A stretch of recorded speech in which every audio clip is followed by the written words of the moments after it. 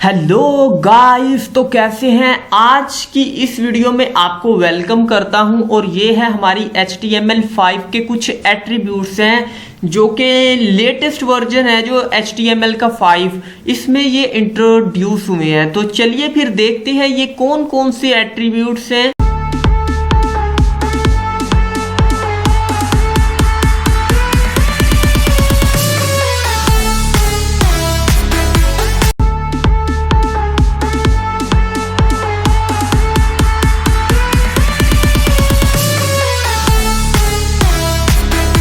जी तो गाइस, सबसे पहले ना हमारे पास रिक्वायर्ड ये है एक एट्रीब्यूट। ठीक है, इसका काम क्या है आगे जब प्रैक्टिकल करेंगे ना तो फिर आपको समझ लगेगी इसकी। उसके बाद आ जाता है प्लेस होल्डर। प्लेस होल्डर तो हमने पीछे भी देखा है, मैंने आपको प्रैक्टिकल्स में दिखाया है ना पिछली वीडियोस। अगर आपने नहीं देखी तो देखें भाई जाके, फिर ही आपको आगे अच्छे तरीके से समझ लगेगी। उसके बाद है ऑटो फोकस और फिर उसके बाद है रीड ओनली। उसके बाद है जी डिसेबल्ड और उसके बाद है चेक्ड। अब ये रिक्वायर्ड का क्या, इसका मकसद क्या है, हम इसे यूज क्यों करते हैं। अगर किसी चीज के अगर हमने रिक्वायर कर दिया ना कि भाई ये चीज तो लाजमी होनी ही चाहिए। फॉर एग्जांपल आप अपने फॉर्म में कह देते हैं कि भाई अपना नाम तुम इंटर करो ही करो। अगर तुमने अपना नाम नहीं ना इंटर किया तो तुम्हारा फॉर्म सबमिट ही नहीं होगा। तो रिक्वायर कुछ इस तरह काम करता है। प्लेस होल्डर कैसे काम करता है कि आपको दिखाता रहता है ब्लर ब्लर सा कि आप इंटर करें अपना नेम वगैरह, अपना पासवर्ड वगैरह। तो उसलिए हम प्लेस होल्डर को यूज करते हैं। ऑटो फोकस का मतलब क्या है कि फॉर एग्जांपल आप जैसे ही पेज ओपन करते हैं तो आपका जो कर्सर की पोजीशन है ना वो ऑटोमेटिकली उस टेक्स्ट बॉक्स पे होती है। अगर समझ नहीं लग रही तो प्रैक्टिकल आगे हम करने वाले हैं ना उसमें आपको तमाम की तमाम समझ लग जाएगी। उसके बाद रीड ओनली का मतलब क्या है कि सिर्फ आप उसे रीड ही कर सकते हैं, आप उसे एडिट नहीं कर सकते। उसके बाद डिसेबल्ड का क्या मतलब है, आप उसे रीड ही कर सकते हैं, ना ही उसे एडिट कर सकते हैं। और इसका ये भी रीड ओनली की तरह ही काम करता है, लेकिन रीड ओनली का जो बैकएंड पे जाता है ना डाटा, वो जाता है जी रीड ओनली पे। डिसेबल्ड पे बैकएंड पे डाटा नहीं जाता। और चेक्ड पे हम किसी चीज को ऑटो चेक्ड करना चाहते हैं, यानी कि पहले से ही चेक्ड कर दें डिफॉल्ट में, तो उसके लिए हम चेक्ड एट्रीब्यूट यूज करते हैं। ठीक है, उसके बाद आ जाते हैं जी हमारे पास मिन स्टैंड फॉर मिनिमम और मैक्स स्टैंड फॉर मैक्सिमम और उसके बाद मैक्सिमम लेंथ। ठीक है, तो ये थे कुछ एट्रीब्यूट्स HTML5 के। तो चलिए फिर इनका हम प्रैक्टिकल करते हैं अपने VS कोड के अंदर। जी तो गाइज आ गया हूं मैं अपने VS कोड के अंदर और जल्दी से ना मैं एक फाइल बना लेता हूं जी, फॉर्म एट्रीब्यूट्स 5.html। मैंने एक फाइल बना ली है, उसके अंदर मैं अपना बेसिक मीटर की मदद से अपना कोड जनरेट कर लिया। मैंने बेसिक जो स्ट्रक्चर है हमारी वेब पेज का, इसके अंदर मैं लिख देता हूँ जी फॉर्म ही मैंने लिख दिया। ठीक है, अब फॉर्म टैग लिया मैंने, फॉर्म टैग के अंदर मैं जी लिख देता हूँ जी एक नेम लिख देता हूँ यूज़र से। फॉर एग्जांपल हम नेम पूछ रहे हैं तो हम किसके ज़रिए यूज़र से इंफॉर्मेशन लेते हैं, इनपुट टैग के ज़रिए। ठीक है, तो ये एक टेक्स्ट बॉक्स मैंने जनरेट कर दिया। और सबसे पहले ना मैं आपको प्लेस होल्डर दिखाता हूँ, प्लेस होल्डर कैसे काम करता है। मैंने प्लेस होल्डर लिख दिया और मैं इधर लिखता हूँ जी इंटर योर नेम।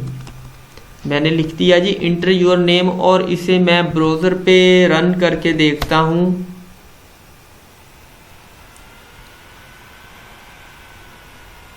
तो ये देखिए मेरे पास एक टेक्स्ट बॉक्स आ गया है और मुझसे पूछ रहा है कि इंटर योर नेम। और प्लेस होल्डर का काम देखें, इंटर योर नेम ये कुछ हमें इस तरह से दिखाई दे रहा है पीछे। क्लियर है। उसके बाद हमने क्या पढ़ा था, प्लेस होल्डर से पहले हमने पढ़ा था रिक्वायर्ड। तो रिक्वायर्ड के लिए हम सबसे पहले ना एक सबमिट बटन बना लेते हैं जी। अगर आपको नहीं पता कि ये सबमिट बटन कैसे लगता है तो आप पिछली वीडियोस देखें तो फिर ही आपको समझ लगेगी। ठीक है, आप पिछली वीडियोस लाजमी देखें, बहुत अच्छी वीडियोस हैं वो भी। तो हमने रिक्वायर्ड देखा था, ठीक है। तो रिक्वायर्ड के अंदर हम रिक्वायर्ड ने आपने रिक्वायर्ड लिख दिया और आपने इसको सिर्फ खाली छोड़ देना है, ठीक। और अब इसे आप ब्राउज़र पे लॉन्च करके देखें, तो अब सेव करें तो ये देखें रिक्वायर्ड कैसे काम करता है। फॉर एग्जांपल मैंने अभी इसमें कुछ नहीं ना लिखा, तो मैं सबमिट पे क्लिक करता हूं तो ये देखें मुझे एक एरर मिल रहा है और ये क्या कह रहा है कि please fill out this field, ठीक है। तो कहते हैं भाई इसे पहले आप फिल करें फिर ही आप अपने फॉर्म को सबमिट कर सकते हैं। तो रिक्वायर्ड का मेनली पर्पस ये है कि जो चीज़ पे रिक्वायर्ड लिख दिया है ना, वो चीज़ अगर यूज़र नहीं फिल करेगा ना तो वो हमारा फॉर्म सबमिट नहीं होगा। क्लियर है। उसके बाद हमने देखा था जी रिक्वायर्ड हमारा हो गया, प्लेस होल्डर हो गया। अब हम ऑटो फोकस पे जाते हैं जी। ऑटो फोकस किसे कहते हैं जी? तो अब ये ऑटो फोकस किसे कहते हैं, ठीक है। तो आपने जस्ट ऑटो फोकस लिखना है और इसको भी खाली छोड़ देना है और सेव करना है। ब्राउज़र पे लॉन्च कर दें और ये देखें हमारा ये जो कर्सर है ना पहले से ही हमारे टेक्स्ट बॉक्स के अंदर है, ठीक है। ये देखें मैं अगेन रिफ्रेश करता हूं तो ये देखें हमारा जो कर्सर है ऑटोमेटिकली हमारे टेक्स्ट बॉक्स के अंदर आ जाता है। ये देखें मैंने कर्सर की पोजीशन हटा दी है ना। अब मैं पेज को रिफ्रेश करता हूं तो ये देखें हमारा कर्सर हमारे टेक्स्ट बॉक्स के अंदर पहले से ही मौजूद है।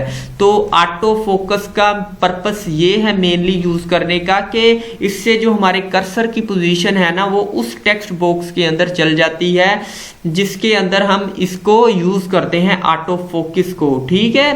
क्लियर है।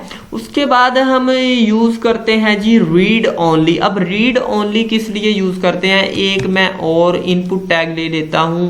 इससे पहले मैं 2 PR टैग यूज करता हूं और इधर मैं लिख देता हूं जी सेकंड नेम लिख देता हूं जी। इधर मैं सेकंड नेम मैंने लिख दिया, ठीक है। अब टाइप टेक्स्ट ही है, ठीक है। और इसके अंदर मैं लिख देता हूँ जी फॉर एग्जांपल हमने अब प्रॉपर्टी देखनी है जी रीड ओनली, ठीक है। तो इसे सिर्फ आप रीड ही कर सकते हैं। क्लियर है। तो मैं कंट्रोल S प्रेस करता हूँ। चले इधर कुछ मैं लिख भी देता हूँ। फॉर एग्जांपल मैं इधर लिखता हूँ जी वैल्यू देता हूँ। इधर मैं वैल्यू देता हूँ जी इधर I am अली रज़ा, ठीक है। मैंने सेव किया। अब ब्राउज़र पे मैं इसे लॉन्च करता हूँ। तो मैं इसे ब्राउज़र पे मैंने लॉन्च किया और ये देखें मेरे पास सेकंड नेम आ गया और मैं इसे एडिट करने की कोशिश कर रहा हूँ लेकिन ये एडिट नहीं हो रहा मुझसे क्योंकि मैंने इसकी टाइप एट्रीब्यूट दिया है जो वो मैंने रीड ओनली दिया है। सिर्फ हम इसे रीड ही कर सकते हैं। क्लियर है। उसके बाद मैं इसे सबमिट करता हूँ तो ये देखें हमारा फॉर्म सबमिट हो जाता है। क्लियर है। मैं सबमिट बटन को थोड़ा सा नीचे ले आता हूँ। तो ये है हमारा सबमिट बटन। मैं इसे नीचे ले आता हूँ जी। तो ये मेरा सबमिट बटन नीचे आ गया। अब मैं इसे ब्राउज़र पे लॉन्च करके देखता हूँ जी अगेन। तो इसे मैं एडिट तो कर नहीं सकता क्योंकि इसे सिर्फ मैं देख ही सकता हूँ। रीड ओनली का मेनली पर्पस ये ही है, ठीक है। अब मैं इसे सबमिट करता हूँ तो हमारा जो फॉर्म है वो सबमिट हो जाता है। लेकिन अगर आप डिसेबल्ड लिख देते हैं ना डिसेबल्ड, तो उस फॉर्म में हमारा ये जो हमारा बैकएंड पे डाटा नहीं जाता, हमारा सिर्फ और सिर्फ यूज़र देख ही सकता है, ठीक है। तो मैं इधर रीड ओनली को ख़त्म कर देता हूँ और मैं इधर लिख देता हूँ जी डिसेबल्ड। मैंने डिसेबल्ड लिख दिया और इसे भी मैं खाली छोड़ देता हूँ। अब देखना डिसेबल्ड ना कुछ अलग सा ही दिखाई देता है। ये देखें थोड़ा थोड़ा ना मध्यम सा हो जाता है डिसेबल्ड। तो ये था हमारे पास डिसेबल्ड। तो इसका डाटा जो है ना वो बैकएंड पे नहीं जाता, हमारा ये जो रीड ओनली का डाटा है वो बैकएंड पे जाता है। क्लियर है। उसके बाद हमारे पास आ जाता है जी चेक बॉक्स। अब ये चेक बॉक्स क्या है, फॉर एग्जांपल मैं इधर सबसे पहले तो 2 BR टैग लिखते हैं और मैं लिख देता हूँ जी हॉबीज मैंने लिख दिया, और इनपुट टैग के अंदर मैं एक चेक बॉक्स ले देता हूँ। मैंने एक चेक बॉक्स ले लिया और इधर मैं लिख देता हूँ जी डांसिंग, मैंने डांसिंग लिख दिया, ठीक है। एक और इनपुट टैग ले लेते हैं चेक बॉक्स, और इधर जी लिख देते हैं, इधर लिख देते हैं जी सिंगिंग। क्लियर है, मैंने सेव किया। अब मैं ब्राउजर पे लॉन्च करता हूं तो ये देखिए मेरे पास 2 हमारे पास आ गए हैं जी चेक बॉक्स, ठीक है। अब मैं चाहता हूं कि इनमें से ये जो डांसिंग वाला चेक बॉक्स है ना, ये पहले से ही सिलेक्ट हुआ ही हमें मिले। तो आपने क्या करना है, इस डांसिंग वाले आपने टैग के अंदर जाना है और इधर आपने लिख देना है जी चेक्ड। तो जैसे ही मैंने चेक लिख दिया, इसको भी आपने खाली छोड़ देना है। अब आप ब्राउज़र पे इसे रन करके देखें तो ये देखें डांसिंग वाला ऑटोमेटिकली पहले से ही चेक्ड है हमारा, ठीक है, क्लियर है। आप इसे अनचेक भी बाद में कर सकते हैं, लेकिन ये चेक रहेगा, क्लियर है। मैं इसे अनचेक कर देता हूँ और सिंगिंग को चेक कर देता हूँ। अब रिफ्रेश करके देखता हूँ तो ये देखिए डांसिंग जो हमारा है वो चेक हो जाता है, क्लियर है। उसके बाद हमने मिनिमम देखा था, मैक्सिमम देखा था, तो उसके लिए ना मैं एक BR टैग ले लेते हैं 2। तो मैं एक ले लेता हूँ जी रेंज लेनी है हमने, तो इनपुट टैग लिया मैंने और इसके अंदर मैंने एट्रीब्यूट डाला जी रेंज डाल दिया, क्लियर है। तो अब रेंज हमें कैसी दिखाई देता है, तो ये देखें ये कुछ मीटर सा है, ये हमें रेंज दिखाई देता है, ठीक है। रेंज एट्रीब्यूट कुछ इस तरह से हमें दिखाई देता है। अब फॉर एग्जांपल आप इसको कोई मिनिमम वैल्यू देना चाहते हैं, तो मिनिमम वैल्यू मैं इसको देता हूँ जी 0 और मैं इसे मैक्सिमम वैल्यू दे देता हूँ जी 100। और मैं इसको जो एग्जैक्ट वैल्यू है ना, जिस वैल्यू पे मैं अपना मीटर चाहता हूँ, तो वो मैं इसे दे देता हूँ जी 20। तो अब देखना हमारा मीटर हमें कहाँ दिखाई देगा, ये देखिए हमारा मीटर हमें 20% पे दिखाई देगा। मैं इसे 80 कर देता हूँ, तो 80 पे हमारा ये मीटर हमें कहाँ दिखाई देगा, ये देखें 80 पे हमें यहाँ दिखाई देगा, क्लियर है। अगर समझ लग रही है तो चैनल को भाई सब्सक्राइब कर दो, चैनल को सब्सक्राइब कर दो, सब्सक्राइबर बहुत कम है, और वीडियो को लाइक भी कर दो। चलिए एक हमारे पास एट्रीब्यूट लास्ट वाला बच गया है जिसका नाम है मैक्सिमम लेंथ, ठीक है। अब मैक्सिमम लेंथ किस लिए हम यूज़ करते हैं, तो मैं सेकंड नेम के अंदर आ जाता हूँ और ये डिलीट कर देता हूँ डिसेबल्ड, और इसके अंदर मैं जी मैक्सिमम लेंथ लिख देता हूँ जी। मैक्सिमम लेंथ मैं फॉर एग्जांपल लिख देता हूँ जी 20। तो इस मैक्सिमम लेंथ की वजह से हम सिर्फ 20 वर्ड का ही नेम लिख सकते हैं, इससे ज़्यादा नेम हम नहीं लिख सकते। तो मैं सेकंड के अंदर ज़्यादा से ज़्यादा कितने वर्ड यूज़ कर सकता हूँ, सिर्फ और सिर्फ 20, इससे ज़्यादा वर्ड मैं यूज़ नहीं कर सकता, क्लियर है। तो गाइज ये थे हमारे पास HTML5 के एट्रीब्यूट्स, क्लियर है, जो कि हमने बहुत डिटेल के अंदर सीखे हैं, प्रैक्टिकल देखा है इनका। और अगर आपको समझ फिर भी नहीं लगी तो आप कमेंट सेक्शन में मुझसे क्वेश्चन करें, मैं आपको आंसर दूंगा आपके। तो ये थे हमारे HTML के कुछ लेटेस्ट अपडेट वाले एट्रीब्यूट्स। तो आई होप आपको आज की वीडियो अच्छी लगी होगी, और हमारा तकरीबन HTML का कोर्स कंप्लीट हो गया है।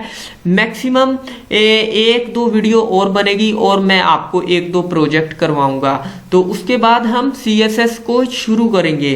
तो अगर आप कंप्लीट वेब डेवलपमेंट सीखना चाहते हैं तो मेरे चैनल को भाई सब्सक्राइब कर दो और वीडियो को लाइक भी कर दो। नेक्स्ट वीडियो में मिलेंगे।